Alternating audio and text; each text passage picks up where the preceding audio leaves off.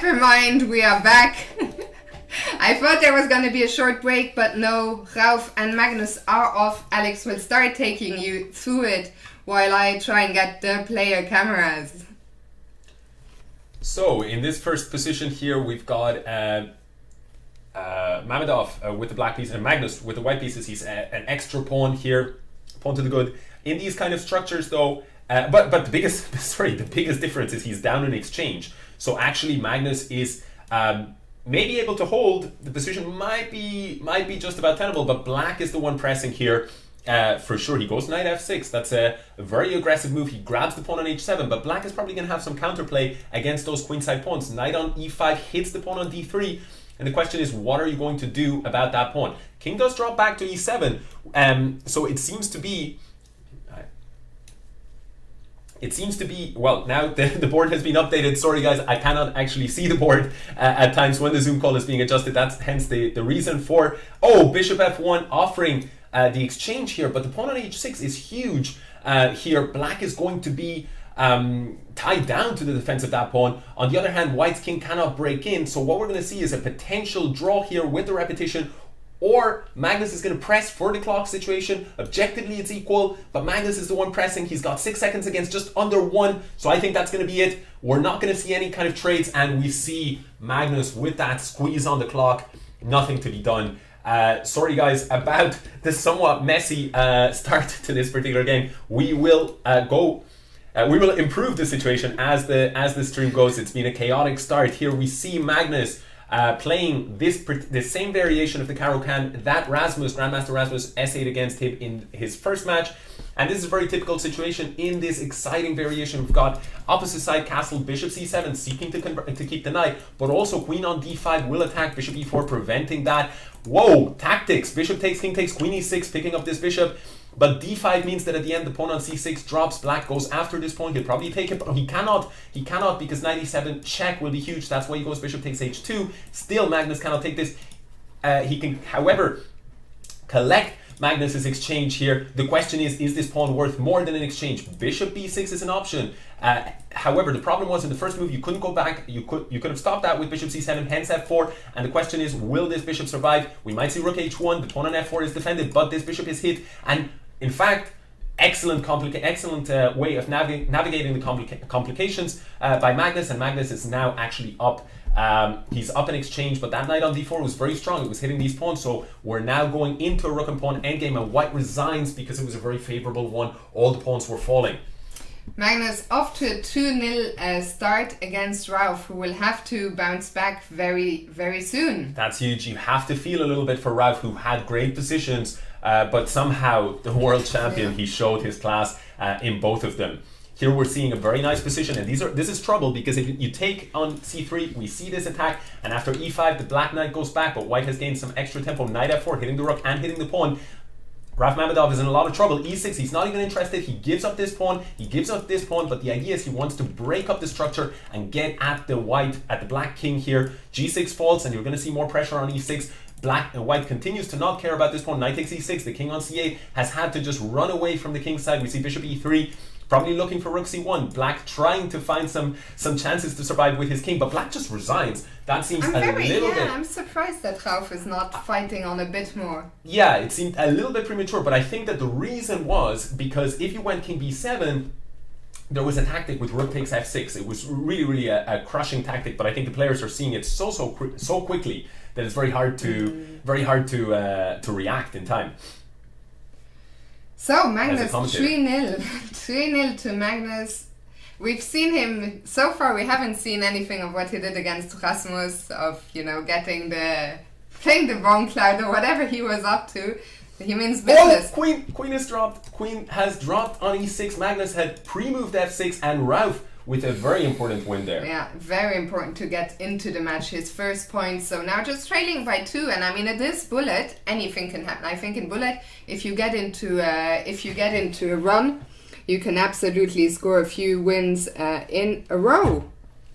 Yeah, and here we're seeing King's Indian defense. Magnus is going for it here. Very nice position, I think. Black is sort of shut down in the King's Indian. You often want to break with f5. Now that square belongs to white, and d takes c6. There are problems here with the backward pawn on d6. White is castling into these advanced pawns. He doesn't really care. Now when you take everything, bishop f3, I don't see a solution against this, because if you go f5, you're just going to take. Has Rauf Mamedov dropped a piece? As far as I can tell, he has. And he's going into the tank, which tells you a bad story. He continues. He decides to sacrifice his knight for a couple of pawns on f2 and c4. There are some chances, but the white pieces are too strong here. And after bishop here, I don't even see a way to escape with the queen, and we're going to see a resignation. So Magnus picking up a win in 22 moves, 4-1. So far, very, very dominant performance.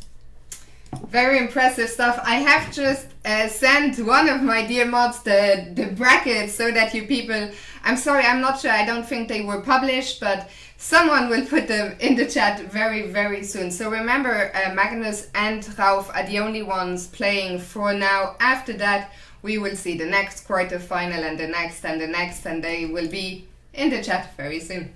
And this is looking like it's going to go from bad to worse here for Mamedov. He's down in exchange, and I don't see quite enough compensation for it. He has one pawn. That's usually not enough. H6, however, you can potentially, you can maybe take here. Rook takes and knight e6. I think maybe that's what Mamedov is calculating. He sees something that we haven't. I'm sure that Magnus had also seen something if neither player captures there.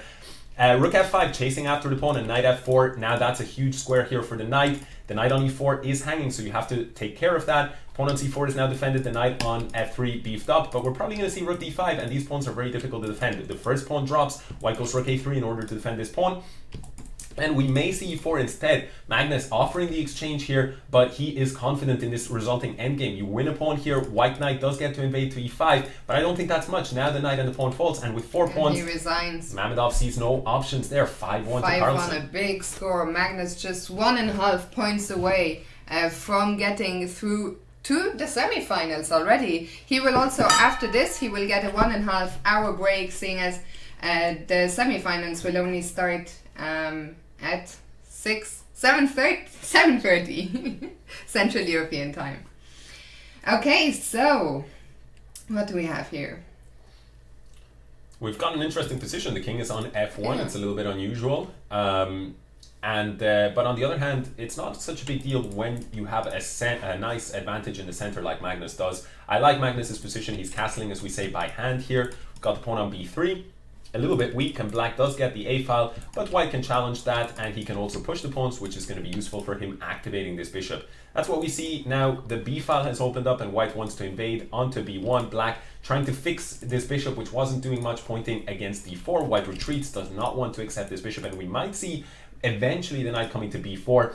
c5 as the pawn was under fire, and I really like white's position. You don't want to play d5, but big tactic miss there by Magnus.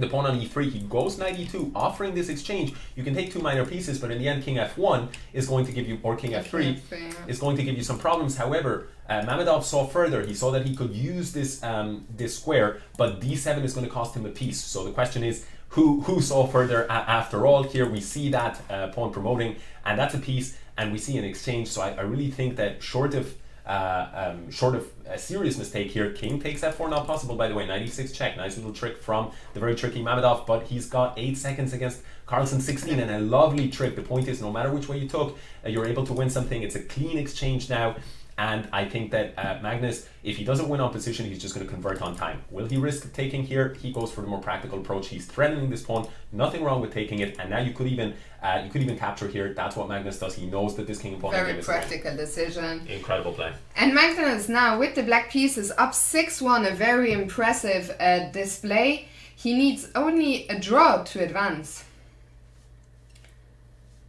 It's not been, I think it's been tough. It's so hard to say, that Rauf hasn't had a good day, because Magnus, when he turns on the turbo, he's just so incredible. I guess he is the favorite in this tournament, but he will be very eager to get revenge. There was the titled arena in bullet format on Lichess on Saturday, where Ali Reza crushed the field, and Magnus only finished, I believe, in 6th place or something like this. Yeah, and in terms of this game, by the way, in my opinion, short of a miracle, this is going to be the final game, because Magnus has has moves back Mamedov where he wants him. He's got the bishop pair, he's got a very healthy pawn structure, the queens are off the board, so there aren't many attacking options. So overall, I think black's position is just great. At some point, maybe bishop d2, you have to watch out for. Be careful, don't exchange the rooks and take this pawn though, because rook d8 will be checkmate. So that's why bishop g6 creating a square. But the bishop pair is very strong. On the other hand, white at least has this a pawn. I believe that it can be controlled, but in bullet, you never know. Some knight b6 ideas in the future. You didn't want to do that earlier because of bishop e3. Rook d7 is very strong. And actually, I think I'm going to have to swallow my words. Eat my words, exactly, because here the position is looking very, very nice for Mamedov, who turns the screws there, and just an excellent victory from a position that didn't look to promise so much. Absolutely. So we saw some frustration there from Carlsen, but he still has four match points, shall we say. He just needs a draw, needs 6-2. Yeah, and in this, I mean, yeah, I don't think he's too stressed in this situation. But still, very nice fighting spirit from Rauf. It would be very tempting to sort of give up, throw in the towel there. We're seeing rook c1 here.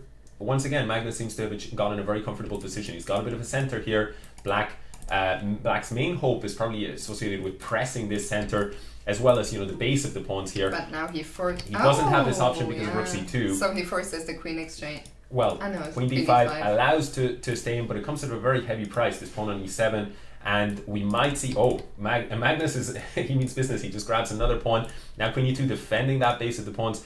Black trying to go for some play, but a3 shutting that down. Very solid play for Magnus. Yeah, rook c3, a really nice move, defending the base of the pawns. That's very typical. Queen c2, attacking more pawns, and I wouldn't be surprised if he just grabs it. That is what he does, and he goes back offering a queen exchange. That's declined, and now he starts to press with the pawns.